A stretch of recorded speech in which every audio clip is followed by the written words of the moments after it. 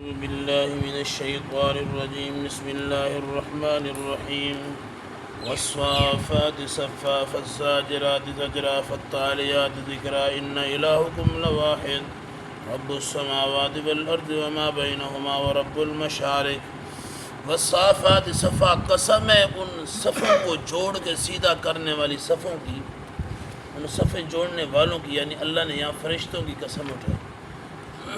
اللہ مسئلہ سمجھانے کی تاکید میں جس وقت ہے نا، اللہ مختلف قسمیں اٹھاتے ہیں۔ اس طرح والتین والزیتون کی قسم اٹھائی، والضحیٰ کی قسم اٹھائی، واللیل کی قسم اٹھائی، لا اقسم بہذا البلد کی قسم اٹھائی۔ اس طرح والشمس وضحاہا، مختلف قسم کی اللہ نے قسمیں اٹھائیں۔ والصافات صفا، فرشتے اللہ کی فرما برداری میں کیا کیے کھڑے ہیں؟ صفے باندھے کھڑے ہیں۔ آپ نے پڑھا ہے پیچھے عذاب کے اندر بھی اور انفال میں بھی کہ جس وقت فرشتے آئے ہیں احد اور بدر کے لیے تو مصفمین نشان لگے ہوئے تھے، صف در صف نازل ہو رہے ہیں، لین کے اندر قطاروں میں آئے۔ یہ اللہ کا حکم تھا، یہ بھی ایک فرما برداری۔ صف کے اندر کھڑا ہونا، ترتیب کے ساتھ کھڑا ہونا، یہ ادب کا اصول ہے۔ بڑے نے کہاں کھڑے ہونا ہے، چھوٹے نے کہاں کھڑے ہونا ہے، منہ کس طرف کرنی ہے اور پیٹھ کس طرف کرنی ہے، یہ ادب کا اصول ہے۔ لیکن آج یہ بہت کم ہو گیا ہے، بڑا آگے جا رہا ہے تو چھوٹا بالکل اس سے آگے آ جاتا ہے، کوئی پرواہ نہیں ہے۔ آج اس دور کے اندر ادب نام کی چیز ہی نہیں ہے، کیونکہ ادب پڑھایا ہی نہیں جاتا۔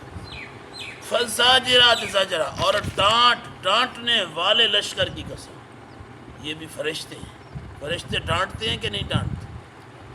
جس وقت انسان کو موت دینے کے لیے آتے ہیں، ملک الموت جس وقت آتا ہے، قرآن کیا کہتا ہے؟ یضربون وجوہہم وادبارہم، تھپڑے مارتے ہیں کافر کے منہ کے اوپر اور ان کی پیٹھ کے اوپر۔ کہتا ہے نا نحن اقرب الیہ منکم ولکن لا تبصرون، ہم اس وقت سارے کے سارے قریب آئے بیٹھے ہوتے لیکن میت کے علاوہ اور ہمیں کوئی دیکھ سکتا نہیں ہے۔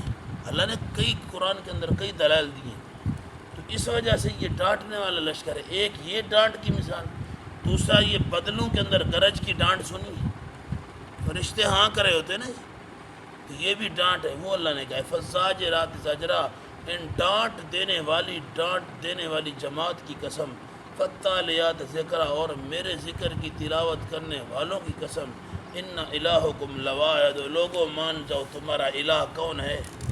ایک ہی ہے۔ اللہ نے قسمیں اٹھا کے مسئلہ کیا بیان کیا ہے؟ تمہارا الہ کیا ہے؟ ایک ہے۔ اسی بات پہ کھڑے ہو جاؤ۔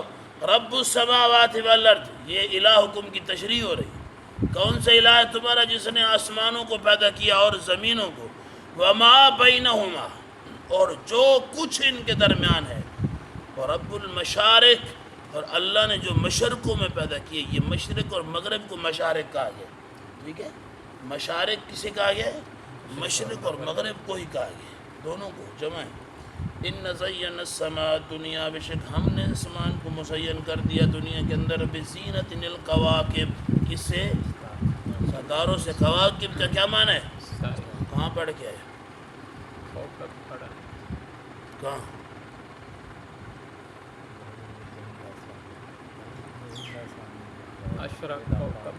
حضرت یوسف علیہ السلام، ہاں، ابراہیم علیہ السلام نے ستاروں کو دیکھا تو کیا کہا؟ یہ میرا رب ہے۔ یوسف علیہ السلام نے 11 ستارے، 11، ٹھیک ہے، کوکبہ، 11 ستارے چاند دیکھا تو کہا جی ان کو سجدہ میں کر رہا تھا خواب میں۔ میرا کوکب کا کیا معنی ہے؟ ستارے، کواکب جمع ہے کوکب کی۔ جو حفظا من کل شیطان مارد، اور اللہ نے حفاظت فرمائی ہے ہر شیطان مردود سے۔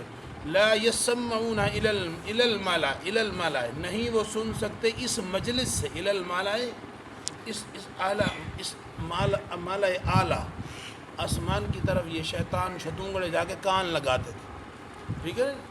ادھر سے کچھ باتیں سن کے نیچے آ کے جتنے عمال قسم کے لوگ جس طرح کے بے ایمان آج بھی ہیں، انہیں آ کے بتاتے تھے۔ صحیح البخاری کی حدیث ہے، ایک خبر انہیں پتہ چلتا تھی 700 جھوٹیاں بنا کے سناتے، پھر یہ آگے جنہوں نے 100 جھوٹ بنا دیے تو آگے والے کتنے بناتے ہیں؟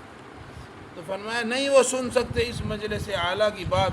وَيُقْذَفُونَ، اور پھینک دیا جاتا ہے، من کل جانب، ان کے اوپر ہر طرف سے، دحوراً، بھگانے کے لیے، وَلَهُمْ، ان کے لیے، عذاب واصب، ہمیشہ رہنے کی سزا ہے، ہمیشہ والی سزا ہے۔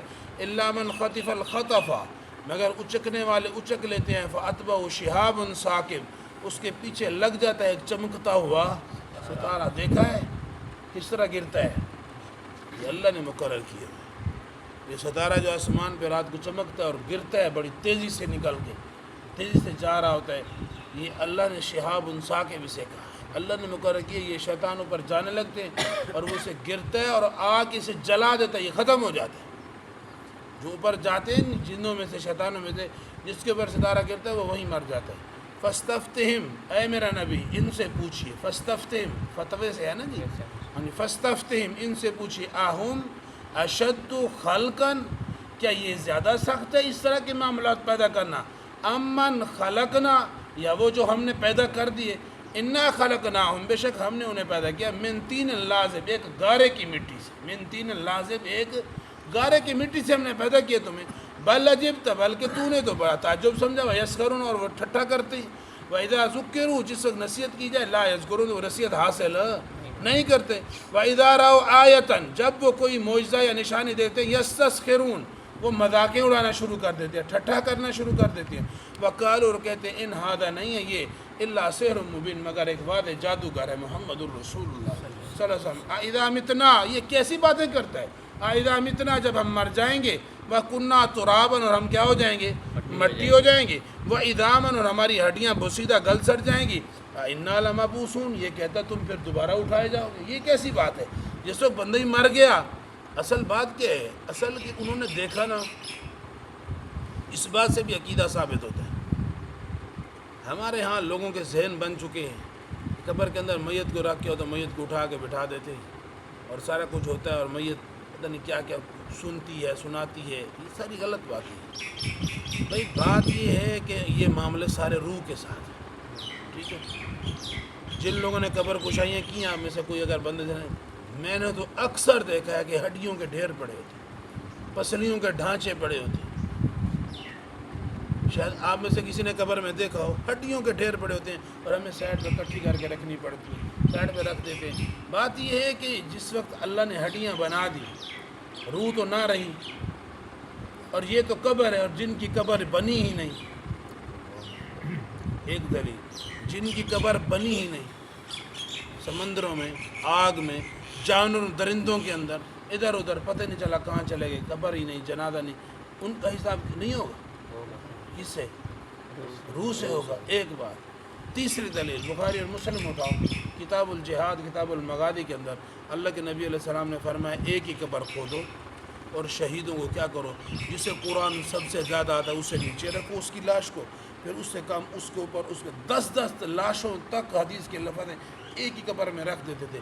اگر اس قبر میں اٹھانا تو وہ کہاں اٹھو؟ یہ کہاں کا معاملہ ہے؟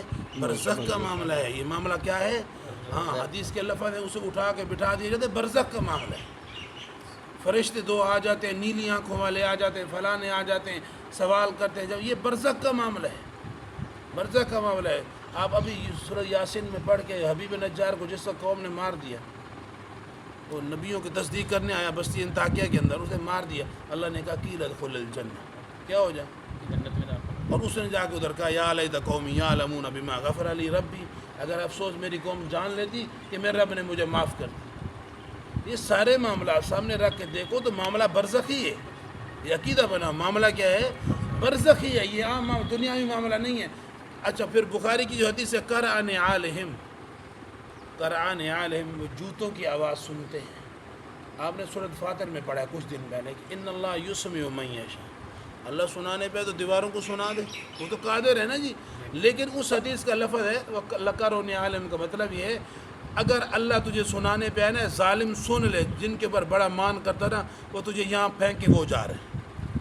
اصل میں تاکید ہے، یہ تاکیدن حدیث ہے کہ تو اب اکیلا یہاں پڑا ہوا ہے، اب یہ کون چھڑاتا، دیکھتے کوئی چھڑا لے تو چھڑا لے. یہ اصل حدیثیں اس طرح کی ہوتی ہیں، لوگوں نے ان پہ عقیدہ بنا لیا کہ مردے سنتے، مردے دیکھ رہے ہیں، سرانے کی طرف کھڑے ہوں، کھڑے نہ ہوں، پیروں کی طرف ہیں، ان کو گردن پھیر کے دیکھنا پڑے. ایسے غلیظ عقیدے انہوں نے کتابوں میں لکھے جو عین قرآن کے خلاف ہے. تو اصل میں یہ کیا تھا، وہ جو کافر تھے نا، جو کہتے تھے ہم نے مر جانا ہے اور دوبارہ نہیں اٹھنا، انہوں نے اپنے میتوں کی ہڈیاں دیکھی ہوئی تھی. اور بھائی قبرستان جاتے، قبریں تو ان کی بھی تھیں، دفناتے تو وہ بھی تھے. جب ادھر جاتے تو دیکھتے جن کو ہم نے اپنے باپ دادا کو دفن کیا ان کی تو ہڈیاں بوسیدہ ہوئی پڑی ہیں. یہ نبی کہتا ہے دوبارہ زندہ کیا تو گلے سڑے پڑے. ٹھیک ہے نا جی. لیکن اللہ تو قادر کریم ہے. نبی علیہ السلام نے فرمایا وہ جو ریڑھ کی ہڈی کے اندر وہ من کا ہوتا ہے نہ جلتا ہے نہ ٹوٹتا ہے, اس کے پر اللہ نے سب کو کھڑا کر دینا. وَإِذَا الْقُبُورُ بُعْثِرَتْ وَإِذَا النُّفُوسُ زُوِّجَتْ, قبریں پھاڑ دی جائیں گی اور ان میں روح پھونکی جائے گی. جو گلے سڑے پڑے ہیں وہ کہاں سے؟ اللہ نے اسی من کے اوپر جسم کو کھڑا کر دیا, اس میں روح پھونکی جائے گی. ٹھیک ہے نہیں. اِذَا مِتْنَا وَكُنَّا تُرَابًا, جب ہم مر جائیں گے اور ہو جائیں گے مٹی, وَعِظَامًا, اور ہڈیاں ہو جائیں گے. أَإِنَّا لَمَبْعُوثُونَ, سوال ہے استفہام ہے. أَإِنَّا لَمَبْعُوثُونَ, کیا پھر ہم دوبارہ اٹھائے جائیں گے؟ أَوْ آبَاؤُنَا الْأَوَّلُونَ, کیا ہمارے باپ دادا بھی؟